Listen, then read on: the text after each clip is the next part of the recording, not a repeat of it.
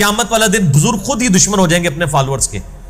اس میں نے یہ بتایا کہ آیت نمبر 41 جو ہے نا سورہ نساء کی, اس میں آتا ہے کہ وہ وقت کیسا ہوگا کہ اے نبی علیہ السلام, جب ہم ہر امت میں سے ایک گواہ کو اٹھائیں گے اور آپ کو گواہ اٹھائیں گے اپنی امت کے خلاف. ہر امت میں سے ایک گواہ کون ہوگا؟ اس نبی کا, اس امت کا نبی. اور آپ کو آپ کی امت کے خلاف اٹھائیں گے لیڈرشپ کے طور پہ. بخاری مسلم میں اس آیت کے کانٹیکسٹ میں حدیث ہے کہ عبداللہ ابن مسعود رضی اللہ تعالیٰ عنہ سے نبی علیہ السلام نے فرمایا عبداللہ قرآن سناؤ. اس نے کہا یا رسول اللہ قرآن تو آپ پہ نازل ہوا ہے, میں سناؤں قرآن؟ آپ فرمایا عبداللہ مجھے دوسروں سے سن کے لطف آتا ہے. تو عبداللہ ابن مسعود کہتے ہیں میں نے سورہ نساء کی تلاوت شروع کی, اور تلاوت کرتے کرتے کرتے جب میں ان آیات کے اوپر پہنچا, سورہ نساء کی آیت نمبر 41 کے اوپر, آپ ذرا امیجن کریں نا جن ہستی پہ یہ آیت نازل ہوئی ہے ان کے لیے کتنے بڑا امتحان ہے. امت تو کہہ رہی ہے کہ جی جو کچھ بھی ہے تیرے محبوب کی امت سے ہے, اور محبوب کو اس اعتبار سے کتنی فکر ہے امت کی کہ ان کو پتہ ہی نہیں ہے کہ میں نے تو شکایت لگانی پڑ جانی ہے.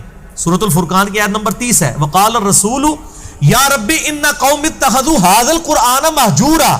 نبی علیہ السلام قیامت الدن شکایت کریں گے اللہ میری قوم میری امت نے قرآن کو پیچھے پھینک دیا تھا.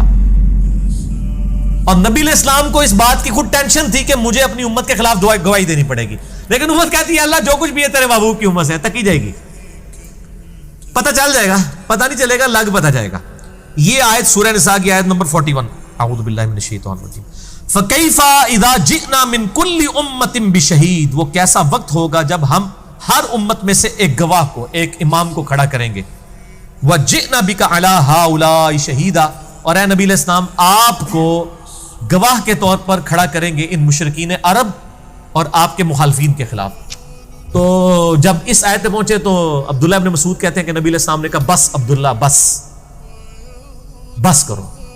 تو کہتے ہیں میں نے نگاہ اٹھا کے دیکھا تو نبی علیہ السلام کی داڑھی مبارک آنسوؤں سے تر ہو چکی تھی کہ مجھے اپنی امت کے خلاف گواہی دینی پڑے گی قیامت والے دن.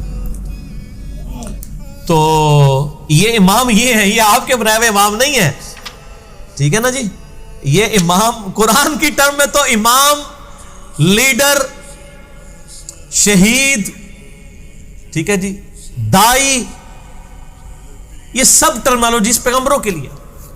سورہ الزمر کے آخری رکوع میں پڑھ کے دیکھیں نا, جب دوست کی دوزخ میں جائیں گے نا تو فرشتوں سے پوچھے گا تمہارے اندر کوئی پیغمبر نہیں آیا تھا ڈر سنانے والا, کوئی رسول؟ وہ یہ نہیں پوچھیں گے کہ کوئی امام نہیں سی کہ جی تجھے تقلید کر لیندے. فرشتوں کو تو پتہ ہی نہیں ہے. یہ اسی طریقے سے جیسے سورہ یونس میں آیا کہ اللہ تعالیٰ فرماتا ہے کہ تم اللہ کے مقابلے پہ وہ ہستیاں گھڑ رہے ہو جو اللہ کے علم میں نہیں ہے زمین و آسمان کے اندر. دیکھو کس لیول تک جا کے بات کی ہے.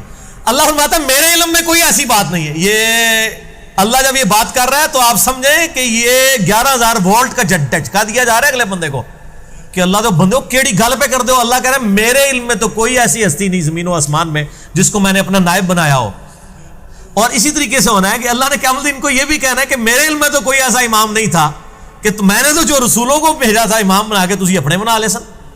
وہ امام تو سارے ہیں, وہ تو آپ کا امام مسجد بھی امام ہے, وہ تو سارے ائمہ فقہ کے حدیث کے امام ہیں.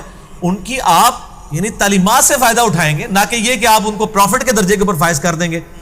سورہ الاعراف کی شروع کی آیات آپ پڑھ کے دیکھیں, اس میں آپ کو مزید کلیئر ہو جائے گا. سورۃ الاعراف کے بالکل سٹارٹ کے اندر اللہ تعالیٰ نے اس حوالے سے انبیاء کا منصب جو ہے نا وہ بیان کیا ہے. اعوذ باللہ من الشیطان الرجیم, بسم اللہ الرحمن الرحیم. آیت نمبر 7 میں وَلَنَقُصَّنَّ عَلَيْهِمْ بِعِلْمٍ, نہیں آیت نمبر 6 فَلَنَسْأَلَنَّ الَّذِينَ أُرْسِلَ إِلَيْهِمْ. ہم ضرور پوچھیں گے ان لوگوں سے جن کی طرف ہم نے رسولوں کو بھیجا کہ بھئی رسولوں نے پیغام پہنچایا کہ نہیں. وَلَنَسْأَلَنَّ الْمُرْسَلِينَ, اور ہم رسولوں سے بھی پوچھیں گے بھئی تم نے پیغام میرا پہنچایا ہے کہ نہیں. رسولوں کو بھی پوچھا جائے گا کہ آپ نے کام کیا ہے کہ نہیں, اور جن کی طرف آئے ان کو بھی پوچھا جائے گا کہ ہاں بھی رسولوں نے پیغام پہنچایا. اسی لیے تو بخاری مسلم کی حدیث ہے نا, یوم النہر کا خطبہ, آپ علیہ السلام نے کیا کہا, اوہ میں نے لوگوں اللہ کا پیغام تم تک پہنچا دیا. صاحب نے کہا یا رسول اللہ پہنچا دیا. آپ نے 3 دفعہ اپنی شہادت کی انگلی آسمان کی طرف بلند کی, پھر ان کی طرف, اے اللہ گواہ رہنا, اے اللہ گواہ رہنا, اے اللہ گواہ رہنا. پھر آپ نے پھر فرمایا کہ اب یہ تمہاری ذمہ داری ہے کہ اس پیغام کو دوسرے لوگوں تک پہنچا دو. اور بسا اوقات جس کو پیغام پہنچایا جاتا ہے وہ زیادہ یاد رکھنے والا ہوتا ہے بنسبت اس کے جو پہنچا رہا ہوتا ہے.